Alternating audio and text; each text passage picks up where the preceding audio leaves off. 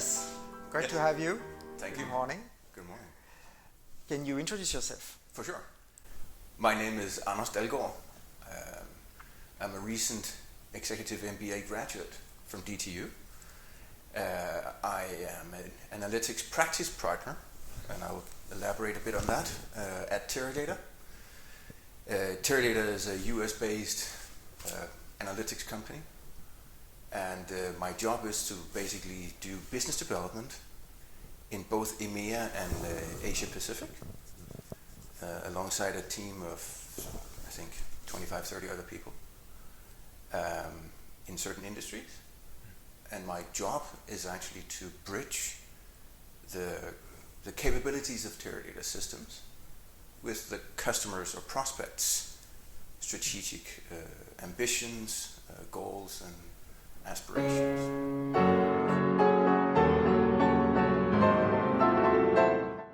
How do you think about business development? I start with a business outcome problem, typically. Obviously, there might be some deviances of some different situations from time to time, but in general, start with maybe in an industry. Okay, what are the key trends? What are the key issues? Who do I know in that industry? Do I know anyone maybe working with that industry, let's say consultants or other software partners, and try to dig into that. And again, my key focus, my foundation for that business development is anchored in understand before you're understood. And I think it was even emphasized even further from our trip to Berkeley, with their defined principles that they kept talking about. And one of the four really stuck with me, was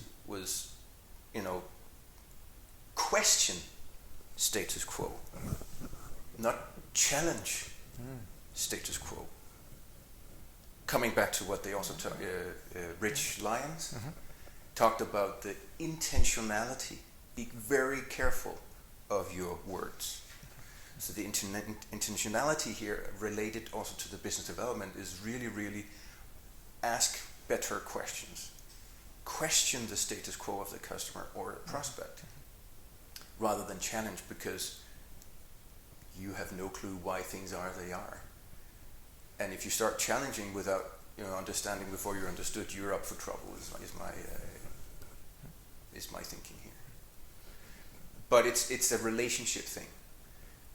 What I really believe in, most of it is a P2P business, if you like. It is people to people, and it could be like Simon Sinek, just to quote one of them, right? The whole thing of infinite gain. Well, if this person doesn't want to talk to you right now, well, maybe the timing is off, or maybe this and that person will get a different job at a different time in a different situation. So don't burn your bridges, still be kind and humble and respectful and all that, empathy stuff. But it's still with business outcomes. What kind of business problems can you hopefully help me with? And being in a very technical company, not myself technical, but the company itself, engineering heavy, the easiest thing would be to start talking about technical capabilities and this and that feature, function, blah blah blah. But if you really can't put it into a meaningful context, the value just disappears, or it becomes very superficial.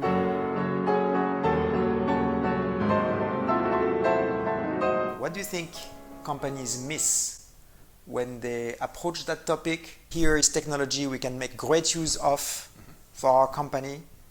The key point here is data management. And the key point here with that is crap in, crap out, to no surprise. So, obviously the ChatGPT, the large language models, the whole generative AI, and all of a sudden it was, pervasive. Everyone could see, like, wow, this is mind-blowing, including executives, of course.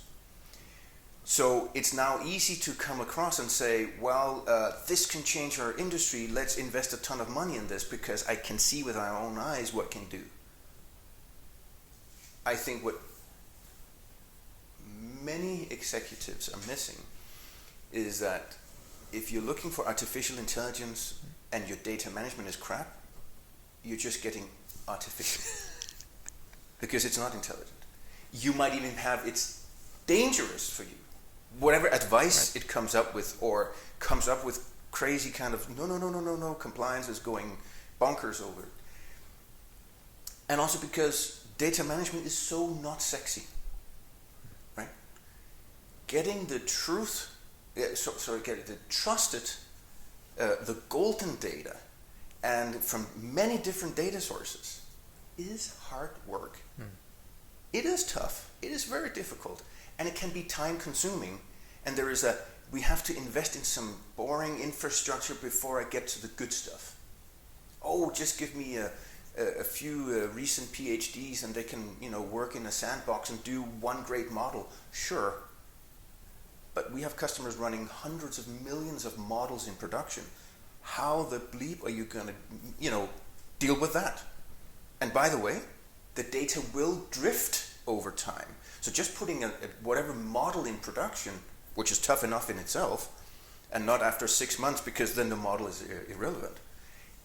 How do you continuously make sure that your data is still valid and therefore your models are valid? So again, that whole stuff of data management, obviously I can spend hours on that.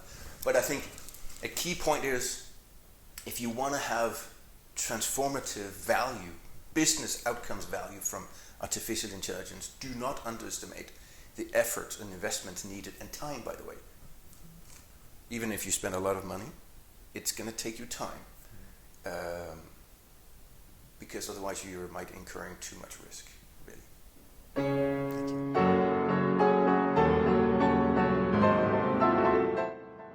Anders, you seem very passionate when you talk about creating a bigger picture, an overview, an understanding of the bigger complexity. How ready are you and how skilled are you in reaching out and asking for other people to help?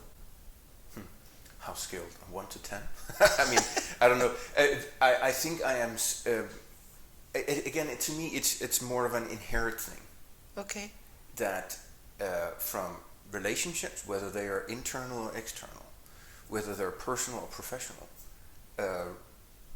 I think it's sometimes even mind-blowing how willful people are to say, if you just reached out, I would. Yeah. I might ask for 100, whatever that is, arbitrarily, but I think very, very few people have ever said 0. Then they say, well, given the time frame, I can give you 50, help you halfway through, or I don't know much about this, but you should speak to this person. So again, facilitating, which is also adding value. That's an extremely interesting conclusion, that if you reach out, it's amazing how helpful people are. In general. Yes. Even to people where I think I don't know them, but we may have exchanged comments or ideas or something on LinkedIn, and they might live 10,000 kilometers away. I've never met them, and I likely will not necessarily at all ever meet them. They might have completely different backgrounds. But all of a sudden, if I realize, wait a minute, this person working in this very specialized industry, I have no one else to go to. You were the first one I thought of. I wonder if you could be so kind to blah, blah, blah. And to me, it's very few people who will say, or just disregard it completely. But actually come back and say, no, sorry, you're wrong. I'm not in that. You misunderstood something. Okay, but that's also value, but it's also engagement. And that's how I typically work. Often when you hear it's a spaghetti process, I think it's not the right term, because typically you use spaghetti as somewhat of a chaotic setup. spaghetti architecture, spaghetti organization, spaghetti whatever. I think here it's more of a not necessarily structured, but evaluate as you go forward, and then try again to be creative. Yeah. Not creative from a product or process or I have this business idea, but creative into network and my network's network. Yeah. And see if I can somehow Yeah. either direct or indirectly get to some sources of inspiration, even. Not necessarily knowledge, but inspiration. I understand what it's not spaghetti. It's step by step, next logical, necessary thing to investigate or reach out for. Trial and error. Yeah, trial and error. Yes. But from coming back to Barbara Minto, start with a conclusion. Don't hide what you're trying to do. Start with, I'm looking for this, or will you help with that? And by the way, I also like your profile, or whatever. Don't hide what you're trying to achieve, because then I think people will, you try to sneak in something. Be transparent. Yeah. Transparent, honest, integrity. And again, if they don't want to do it, then don't want to do it. Fine, then I will try some other way in this more or less infinity game of knowledge and people and inspiration.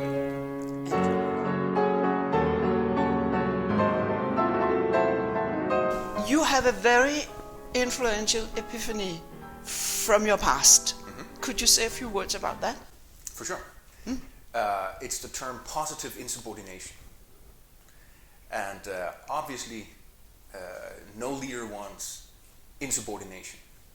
But what I found out over the years, influenced by a former executive at Danske Bank, is the positive insubordination. What it actually means is you deviate from your SOPs when it makes sense for the better of both the company and the customer. Because obviously from a headquarters point of view and compliance and whatever, they can't make up every SOP in a meaningful manner. There must be some room for making it meaningful in a given situation. Now that doesn't mean that you should cry positive insubordination all the time, but I think there is an element of it should be more widely used, widely spread, widely taught, maybe widely spoken about. But still, the positive insubordination, I think, is also a feeding channel to leadership for things where you go, oh, we haven't thought of that. Oh, things changed. Oh, the market changed. Whatever. So it's about processes and a way of working. Yeah. Yes. But also, I think, not just in that specific case, but then bring it up so that it can be rectified and maybe spread out so more can learn from and go, oh, we need to think of that scenario, whatever that strange scenario might be, so they don't have to deal with that kind of friction at a later point in time. You have a personal experience. What have you noticed about Anders?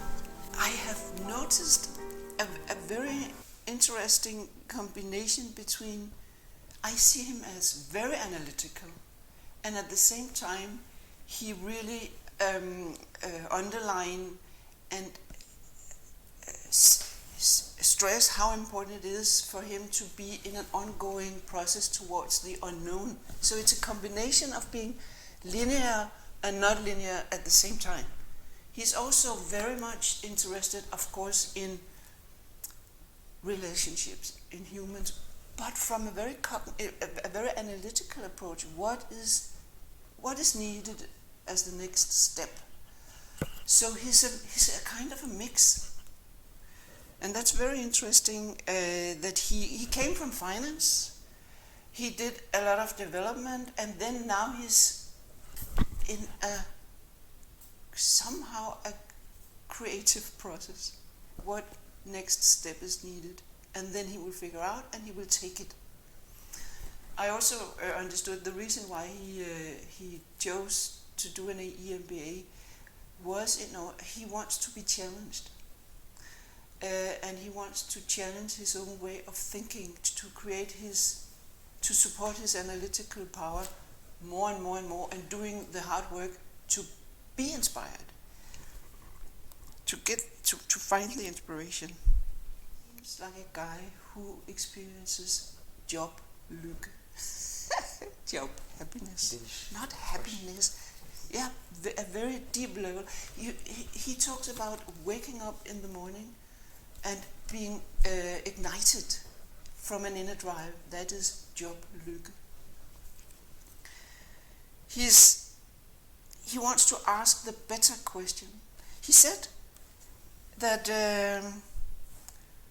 getting the truth, and then he corrected it, finding the more clever step, but actually getting the truth, I think, is a drive in him. He is very curious, and he is ready to do the hard work to figure out what is the next clever step, and also reaching out to other people to qualify it.